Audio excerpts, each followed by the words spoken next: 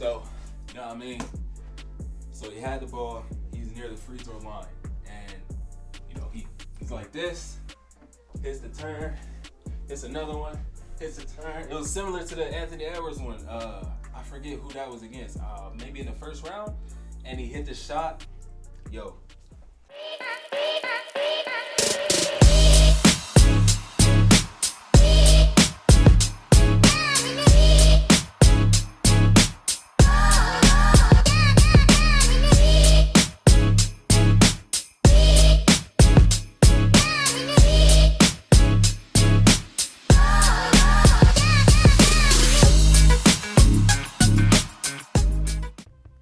Well, the inevitable is upon us. The OKC Thunder have been eliminated from the NBA playoffs in 6 games to the Dallas Mavericks. Like I said in previous videos, I didn't come into the playoffs having very high expectations for this team whatsoever. If you don't remember, following last season, we missed the playoffs entirely due to us losing in the play-in tournament, being a 10th seed, and then to turn around this year and to finish the season off as the not solidified because it was a 3-way tie for number 1, but we held the tiebreakers for each team. So being placed at the number 1 seed coming into the postseason to end the year, we were definitely riding high, especially with real buzz generated around Shai Gilgeous-Alexander's name for most valuable player. We're definitely feeling very, very good coming into the playoffs as a team, as fans of the team, rather.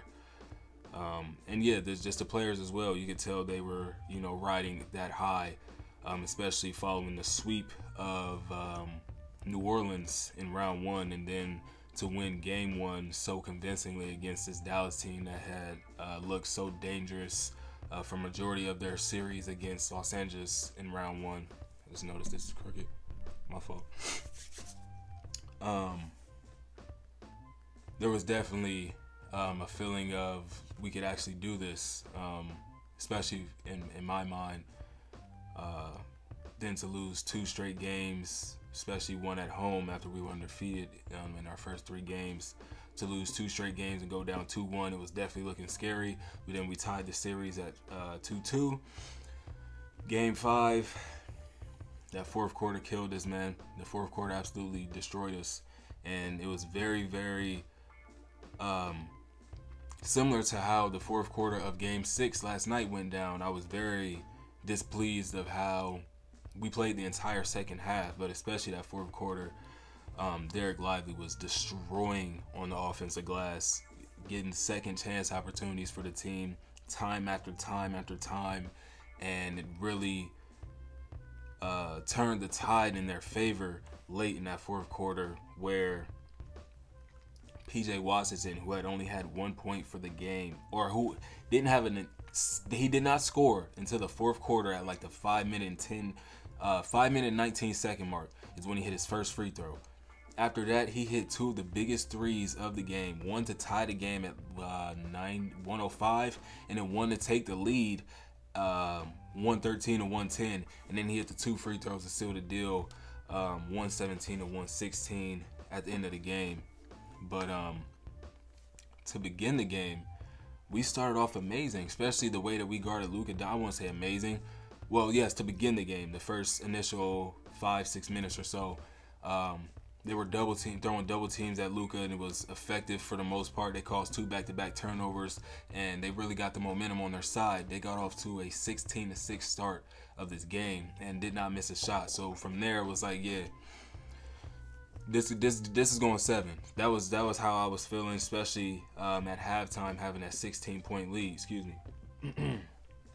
Having that 16-point lead at halftime, we were really looking good, especially with the way that Kyrie Irving was held in check. Like I said, PJ Washington was scoreless up until 5 minutes in the fourth quarter. And then just a few points here and there from other role players. Speaking of role players, I know I'm getting a little bit off topic, but that is really, really what killed us there was a couple Luka Doncic games. Kyrie Irving had a couple very solid scoring quarters. Even had a first half of 7 assists where the Thunder he was out assisting the Thunder at one point. So there wasn't really. This was a team effort, but the role players really made the difference. And I'm really speaking about, of course, PJ Washington, who averaged 25 through the first 3 games, and then Derrick Jones Jr. in Game 5 had 19, and then once again on me, I didn't get the final stats of this game. I had to finish watching it at work because I fell asleep at halftime last night due to me having to work in the morning. That's why this episode didn't drop last night. But yeah,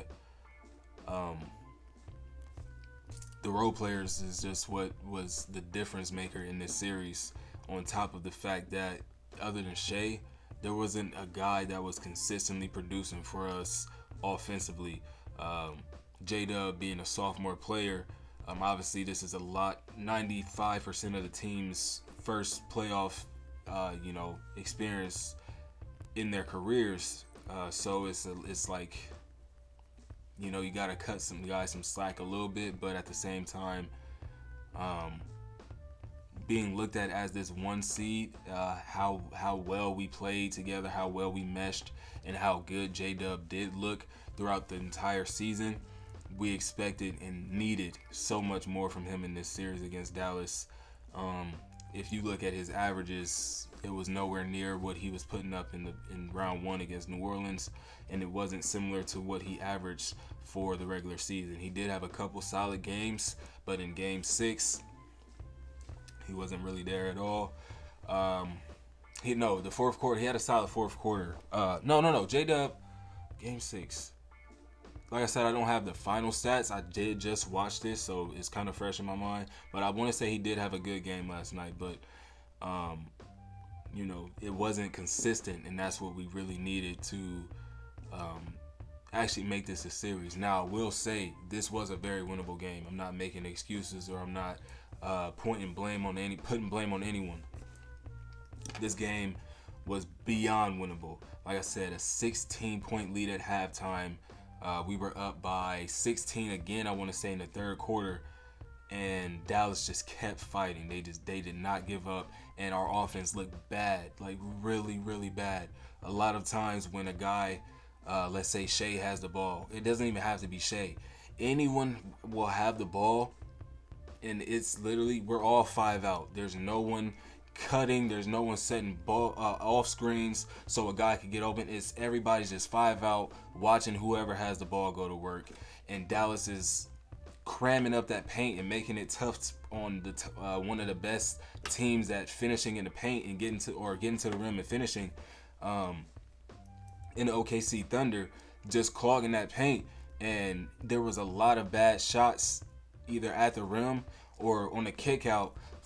They forced a lot of bad jumpers, and even in the mid-range, when guys couldn't get to the rim or just settling for mid-range, like Shea and J-Dub a lot of times throughout the game, just settling for mid-range jumpers, a lot of those were bad shots, and it really showed, especially Shea. I'm not even gonna lie, Shea in that fourth quarter, probably one of his worst fourth quarters in recent memory. Not probably, like definitely one of his worst fourth quarters in recent memory.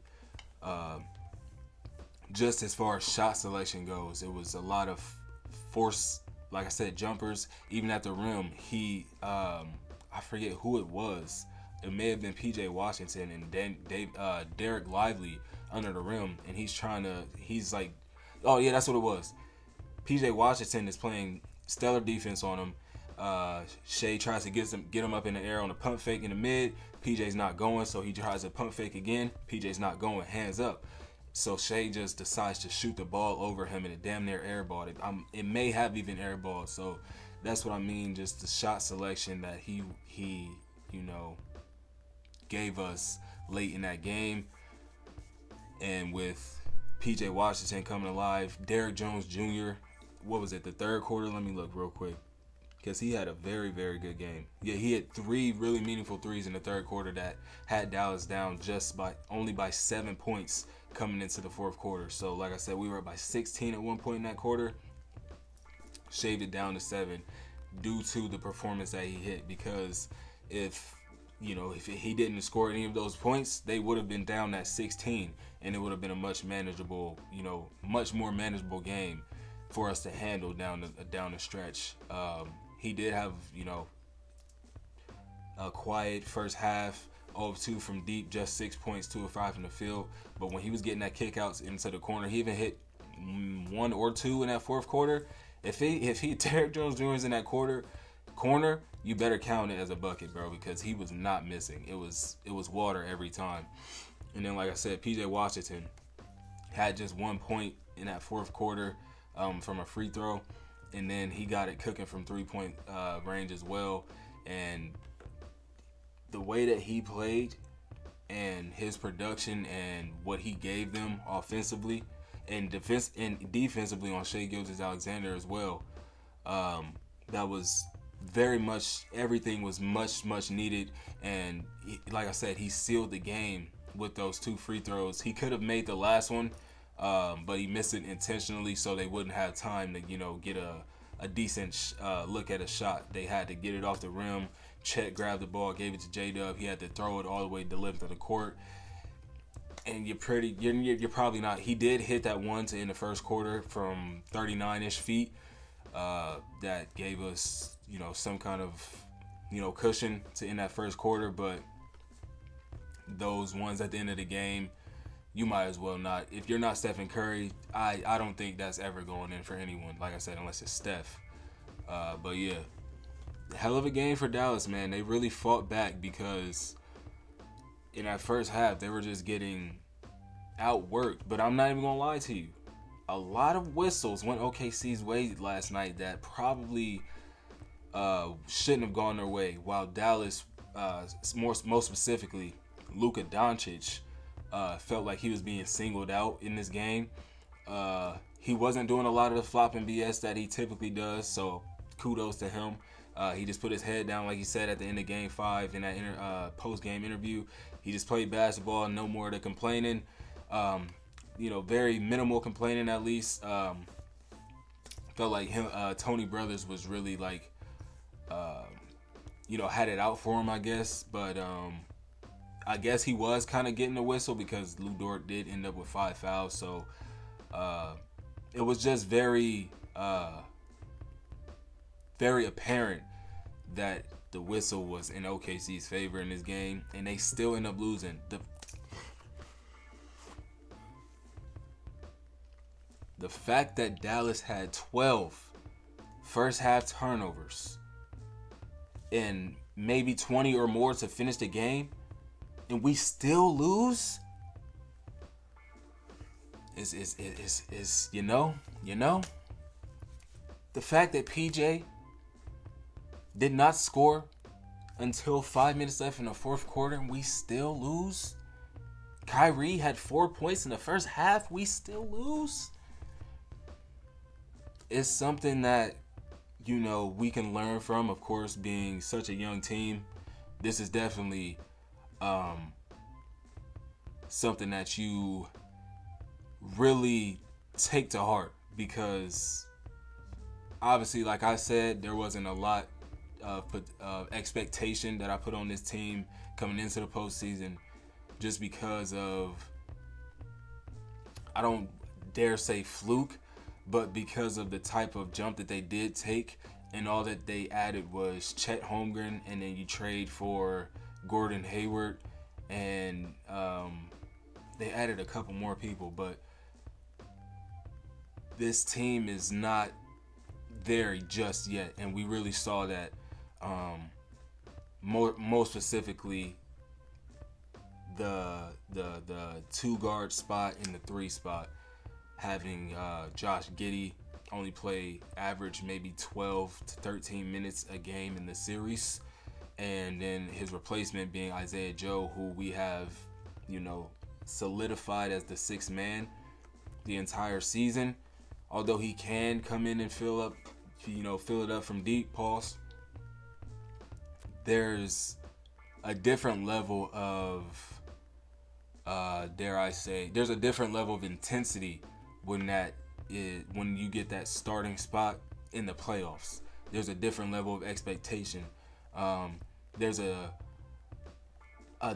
different type of game plan on a possession to possession basis as opposed to a game to game basis, or a quarter to quarter basis as opposed to game to game, because you are a bench player, so they don't really have the game plan for you, but they know what you like to do, and that's shoot the ball. So if they can force you into those tough shots like they were doing a majority of the 2 starts that he did get, he's not really going to be productive. Now, he did hit a couple of really big threes, especially, what was that, the end of third? No, that was at halftime to put us up 16. He did hit those couple threes in that second quarter, but for the most part, his production was not what we needed. Chet Holmgren being such a, having such a slim stature, he's just, we need bigger guys on this team. And pause.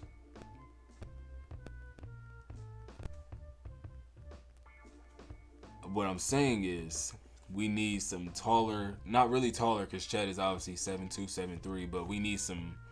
Andre Drummond is going to be available. I've heard that the Thunder have interest in Jared Allen. That would be, bro, Jared Allen on his team is literally perfect. A lob threat, he's protecting the hell out the rim, and he's going hard on offense and defense on that glass. So that would literally, that's exactly what we need. That kind of player he's not flashy whatsoever. The man comes to games in basketball shorts and he dressed like Adam Sandler. You know what I'm saying? So that's exactly what we need. This team, outside of Shea, he's more of a quiet flash. You know what I mean? Like he obviously he does these really funky, so to speak, outfits because he's into fashion really big, but he's not really. His personality is more reserved as opposed to more like an Allen Iverson. That's why they had to change, dress code policy. Not that he was doing nothing crazy, but that's a different lane. I don't even know where I was going with that, man. But getting back to the game, Kyrie Irving. Kyrie Irving a boogie, man. That's literally why he's at the near the top of my list. Probably he's not. He may be number 2, number 1.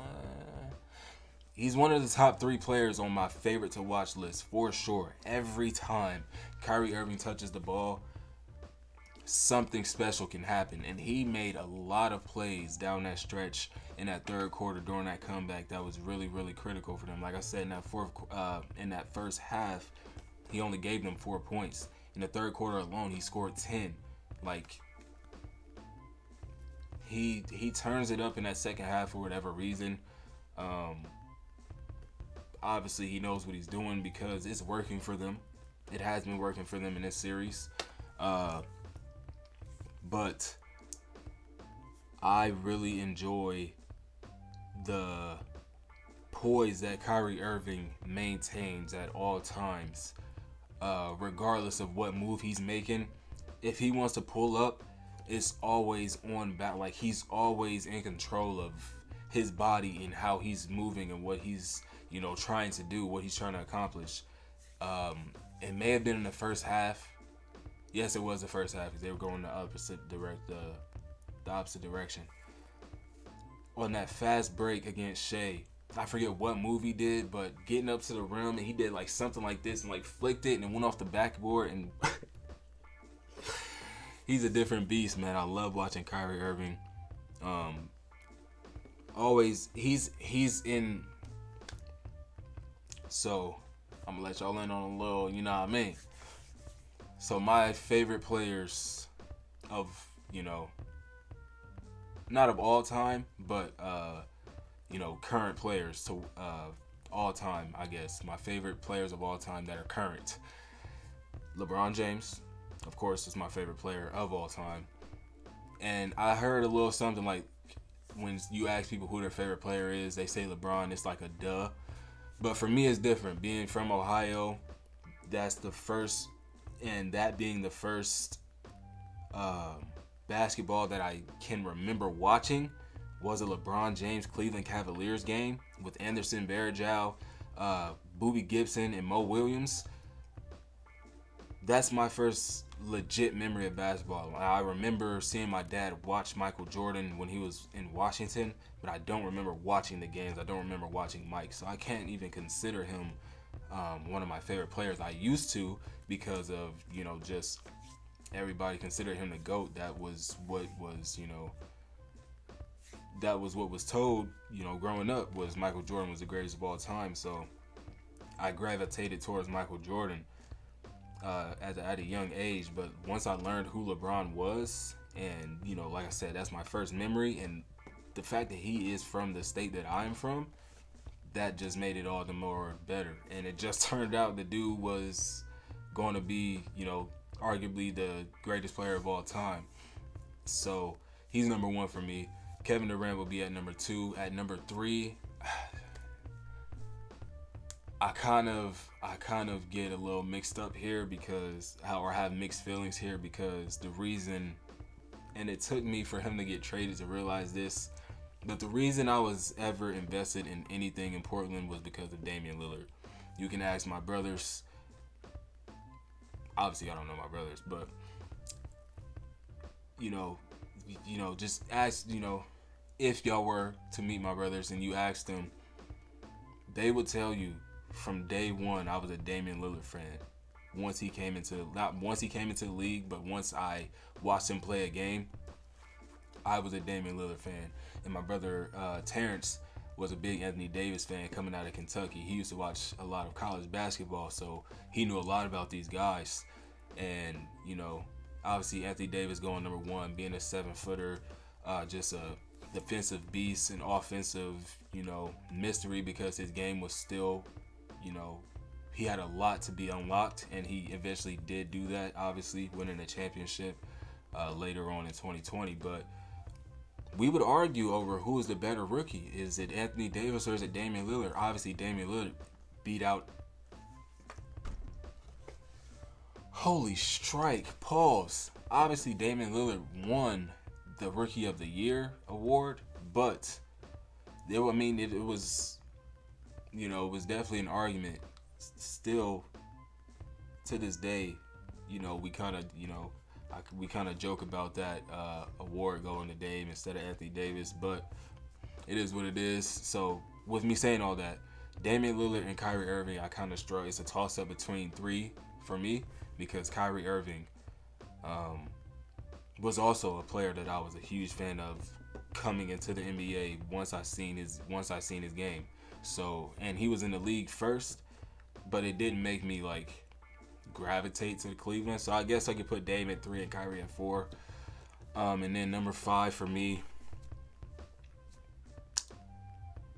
I could give y'all the realistic answer. I could give y'all the answer based off of this season. I'll give y'all the answer off of this season first.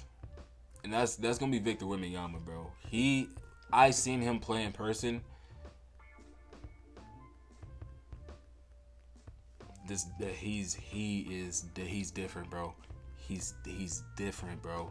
I've seen LeBron play in person. I've seen Kyrie Irving play in person. I've seen Donovan Mitchell play in person a lot. Obviously he's not on the stature like a LeBron, but still, I've seen a lot of great players. This dude Wemby he's different, bro. So I seen Shea. I went to watch. I saw my guy Shea. I seen Shea. I don't know if y'all remember, but I have a vlog out when I went to go see the Thunder on the Cavs. It was the second game of the season. It may have been the Thunder's first game. I went to watch Shea and Chet play, bro. I've seen a lot of people play basketball. A lot of great guys. A lot of people that are projected to be great. Vic is different. He didn't have the most amazing game, but from what I watched, from what I seen, just with my own 2 eyes, I got him at number 5 right now.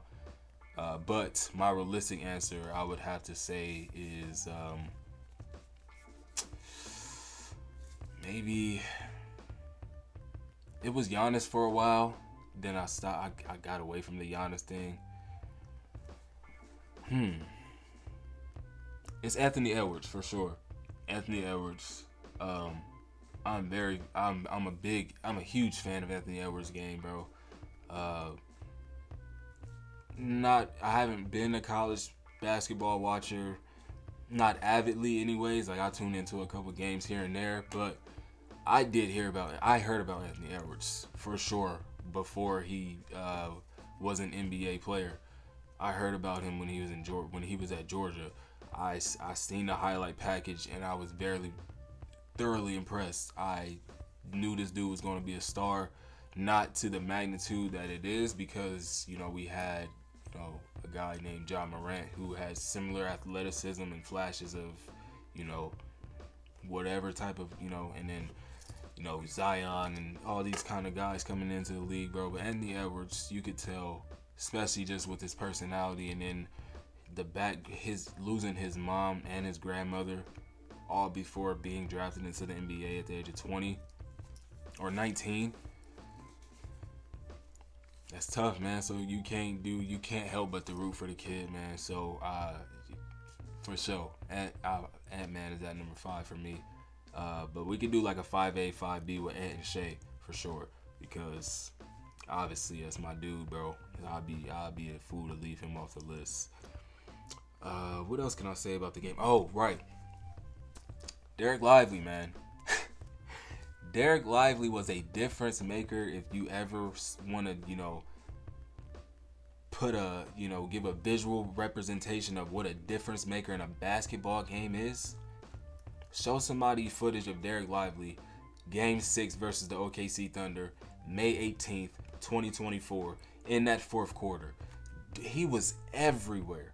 Even the minutes that he got in that first quarter off the bench, he gave a huge spurt of energy for them. Just really, wavered OKC a little bit because he's so active and, just eager around the basket, bro. He wants to lob every time. Although he's not going, he gets it a lot for sure, but he's not going to get it every time. He wants to lob every time. Even if he's not getting the looks, the man goes hard on the glass, bro. He had 4 points and 4 rebounds in the first 6 minutes that he played in that first quarter. Like I said, the way that he was able to keep possessions alive throughout that fourth quarter was, for a rookie, he is, like, I've seen, like, we have the Drummonds of the world. We have the Jokic's, the Anthony Davis's, the really great rebounding bigs. But for a rookie, this dude, Derek Lively, man, with, the right amount of playing time, he can average a double-double for his career, bro, because he works. He goes hard on the glass, bro, and his energy in that fourth quarter was infectious throughout the entire team, and it made a big difference in the morale of the Thunder, from having that 16-point lead to being cut down to 7 going into the fourth. There was a bit, although Derek Lively wasn't there for that, there was a shift of energy. So they felt that, and when Derek Lively got inserted into that lineup, it just completely just got, thrown over to Dallas' side, and the extra possessions just were depleting down the stretch. He was giving a level of energy and effort that even Gafford, who we know is another workhorse, even Gafford doesn't have that level of buoyancy in his game. Because maybe it is because he is a rookie and he's so young, and he's also had a very, very tough life, just losing his mother maybe a month or two ago, and then he lost his father, if I'm speaking correctly, as well. I'm a big fan of Derek Lively II as well, man, and his late game free throw shooting throughout this entire series for a rookie is hella impressive, man. They got one. And what's funny enough, the crazy thing, we drafted Derek Lively. OKC drafted Derek Lively. And you know who we traded him for? Not mad about it at all. Queso is my dude, man. Case and Wallace. I rock with him for sure. But we traded we traded Derek Lively for Case and Wallace, man. And we could have used Derek Lively. we definitely could have used Derek Lively in this series. Now that's, just foreseeing things. Like, obviously they didn't know they were going to meet in round 2 and go 6 games, and Derek Lively would be the difference maker, and Case and Wallace wouldn't really be, have much production, I guess, in that game 6. But that's neither here nor there. We need, and not only do we need some bigs, we gotta figure out something about Josh Giddey, man, because he's too good to come off of the bench, but he's not good enough to be a starter on a playoff championship-ish caliber team. You know what I'm saying? So I want to say he has 1 year left on his deal, and it may be an option. Or he has 1 year left and then an option after. We got to figure something out with that for sure, because we can't have that again going into next year's playoffs whatsoever. Chet Holmgren, first year in the NBA. You have some ups, you have some downs. Last series was hell of a series for a rookie against New Orleans, and in this series, having to go against a rotation of 3 bigs who, well, really 2, because PJ's he doesn't really play the 5, but he's still sometime down there. Having to go against bigs who can just, out-muscle you, that's not really something that was not really in his control. And then our backup big being Jalen Williams, who is 6'9", 6'10" at best. That's obviously they don't have towering 7-footers. Chet was the tallest player in the series, but he doesn't have the muscle. So that's why a lot of those second chance opportunities even happened in that fourth quarter for Derek Lively and the Mavericks, because Chet Holmgren just couldn't. He just couldn't. And I didn't mention Luka or Shea yet in this video, so let me talk about Luka. He had 8 points in that first quarter. He had to work, very hard for his buckets, although Lou Dort did pick up a couple fouls. Luka's going to go to his step-back threes. He got a couple of them to fall in that first quarter. 8 points, like I said, and then for the half, he ended up with 15 points on 5 of 6 from the field. He was going to work from 3. 3 of those field goals ended up being threes. He had nearly half of the team's turnovers, though, for that first half. He had 5, and like I said, they had 12 for the half. On a travel, a charge, he got passes stolen, and he got ripped up on a drive against a double team. So it wasn't looking great for Luka in the first half. But outside the scoring, that start in the third quarter was a different story. He turned up the temperature. He got the momentum on Dallas' side with a tough and one layup, and then he got to the line again and got another couple points. He got a step back 3 to fall in the process. He had 8 points within the first 5 minutes of that third quarter. So he and Kyrie Irving alone were a huge. They did what they had to do coming out of halftime to put this game in their favor, or have a chance for this game to be in their favor come crunch time, and that's exactly how it played out. Shai Gilgeous-Alexander, he had 7 points, 2 rebounds, 2 assists, and a block in the first quarter. So he was doing a bit of everything on both ends of the floor. He ramped up the aggression at the start of that second quarter. The ball and the whistle, like I said, a lot of these calls went OKC's way. Most specifically, Shai got a lot of whistles his way.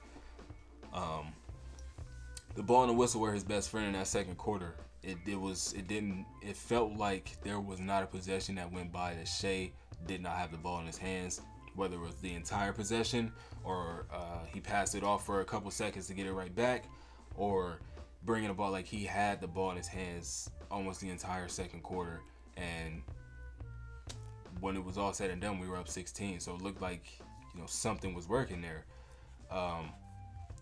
Controlling the offense, taking the shots while drawing numerous fouls in the process.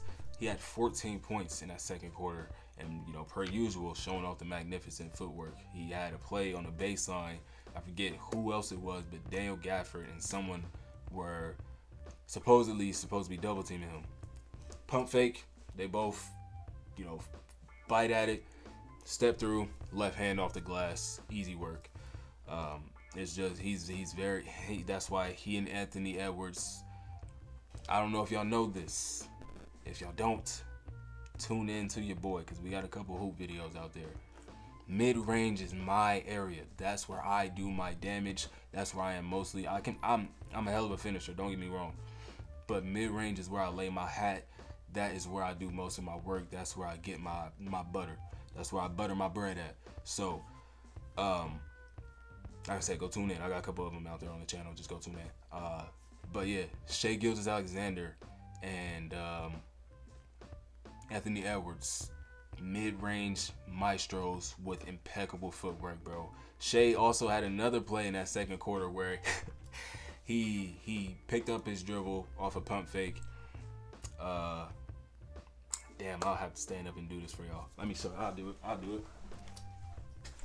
it. Look. So, you know what I mean? So he had the ball. He's near the free throw line. And, you know, he's like this. Hits the turn. Hits another one. Hits the turn. It was similar to the Anthony Edwards one. I forget who that was against. Maybe in the first round. And he hit the shot. Yo.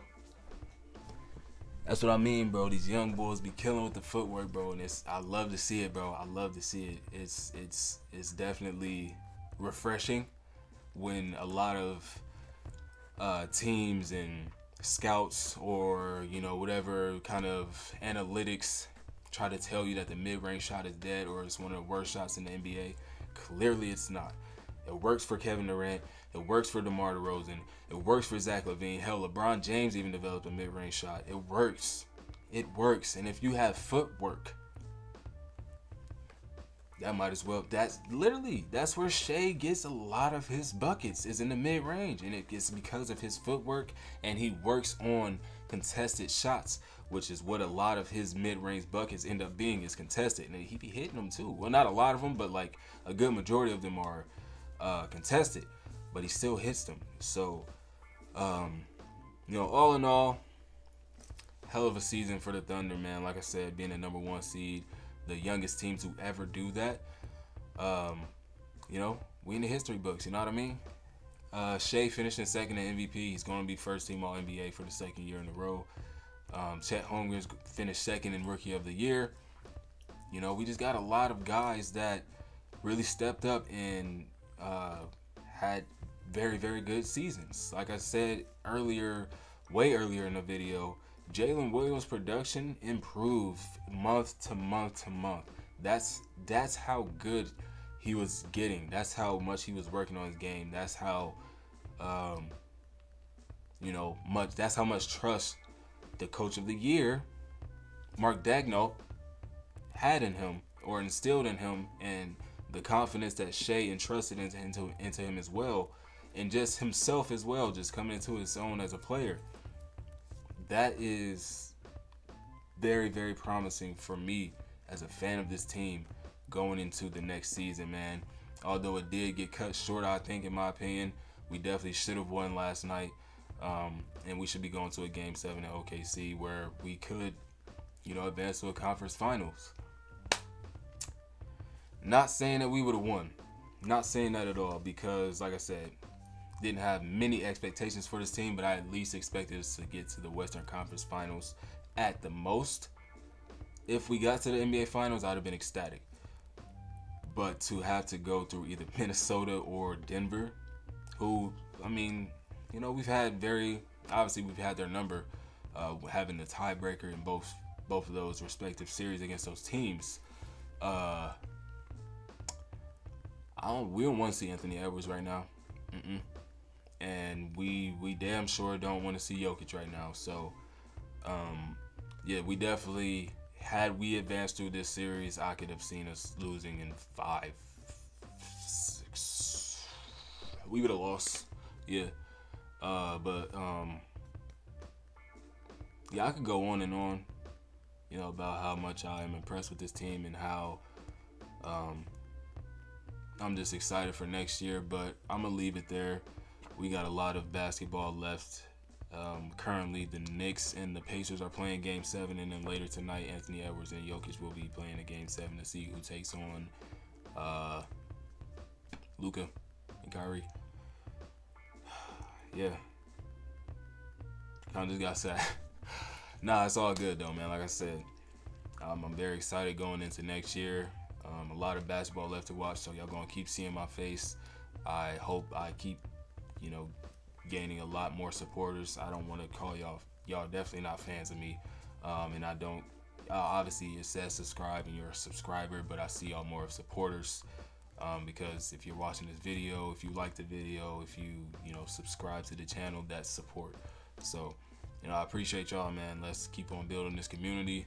As always, we enjoy basketball around here. It's been Reese the Sideliner. This is the Sideline Perspective. You want to stay tuned in, man, go ahead and subscribe. I'll see y'all in the next one. Peace.